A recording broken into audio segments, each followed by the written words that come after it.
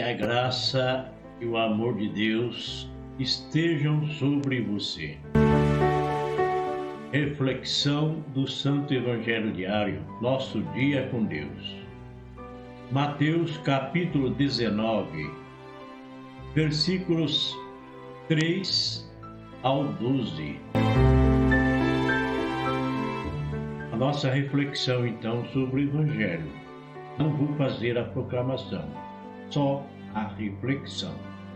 Recomendo ler em casa para entender melhor a reflexão.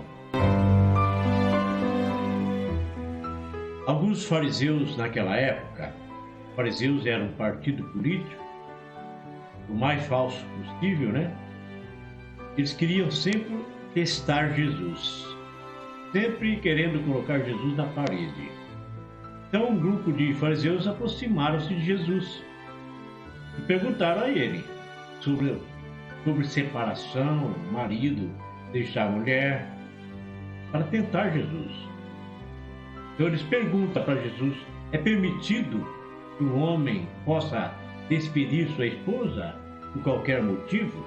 Quer dizer, separar, largar a esposa por qualquer motivo? E Jesus responde, questionando a eles: nunca lestes o que o Criador, desde o início, o fez homem e mulher? Expressão bem interessante. O Criador fez homem e mulher. E disse: por isso o homem vai deixar tua mãe, teu pai, e vai se unir a uma outra mulher. Quer dizer, formar uma nova família entre um homem e uma mulher. E Jesus continua dizendo: os dois serão uma só carne. Casaram-se e tornaram um só ser. Um homem e uma mulher, se tornando um só ser através do sacramento do matrimônio. De modo que essas duas pessoas se tornam uma só carne. Não existe mais divisão. Casou, se tornam um só. Portanto, o que Deus uniu, o homem não separe. Mas não é questão de corpo, de matéria. Que Deus uniu através do amor. O corpo é apenas matéria. Deus une através do amor. O amor é como o cimento. Então, se Deus uniu com amor, ninguém pode separar. Então, os fariseus continuaram tentando Jesus, perguntaram novamente: então, como é que Moisés mandou dar divórcio para sua esposa? Como que se explica isto? Então Jesus tinha resposta para tudo, evidentemente. Ele era o próprio Deus ali personificado em Jesus. Era o próprio Deus que estava ali. Então Jesus tinha resposta para tudo. E ele disse: sabe por que Moisés deu a carta de divórcio? Ele permitiu que separar a mulher por causa da dureza do coração, do nosso coração. Eram muito duros, era muito animalesco. Não era ainda civilizado. Mas Jesus continua explicando: não foi assim desde o início. Por isso eu vos digo, aqui para vocês, e hoje para nós também serve. Serve não, é a lição de vida que Jesus ensina. Por isso eu digo: não pode despedir sua mulher, a não ser em caso de união ilegítima. Não pode deixar outra mulher se casar com outra. É adultério. Isso quer dizer, quem quebra a aliança. Quem quebra a aliança, se ele casar com outra, ele comete adultério. Mas se aquela pessoa, se a pessoa não quis separar, o outro quis, quem quebrou a aliança foi quem quis separar, e não aquele que não quis separar. Aquele que não quis separar, na minha modesta opinião, pode se casar de novo, sim. Não na igreja, não no religioso, mas ele pode se unir-se a uma outra mulher, sim, porque não é ele que quebrou a aliança. Ou vice-versa, né? No caso do homem que não quer ficar com a mulher. Ela, no meu ponto de vista, pode casar de novo, não na igreja, mas tem o direito de ser feliz ainda. Então os discípulos disseram a Jesus: se a situação do homem com a mulher é assim, então não vale a pena casar-se, não vamos casar. Jesus então responde: nem todos são capazes de entender isso, a não ser aqueles a quem é concedido. Com efeito, existem homens incapazes para o casamento, porque nasceram assim.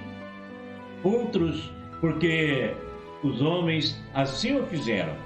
Quer dizer, castraram, né? E tem pessoas que não gostam da vida do celibato, não quer saber de casar. Outros ainda se fizeram incapazes por causa do reino de Deus, que é o caso dos padres. Por causa do reino de Deus, eles renunciaram ao casamento, a uma família particular. Ele se chama padre, que significa pai. Ele casou com a própria igreja. E tem aqueles que nem padre não é, mas não ficaram solteirões. Então, isso é uma questão opcional e uma escolha de cada um, né?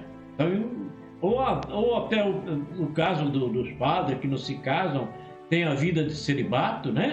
Eles renunciam a uma mulher para dedicar-se totalmente às coisas de Deus.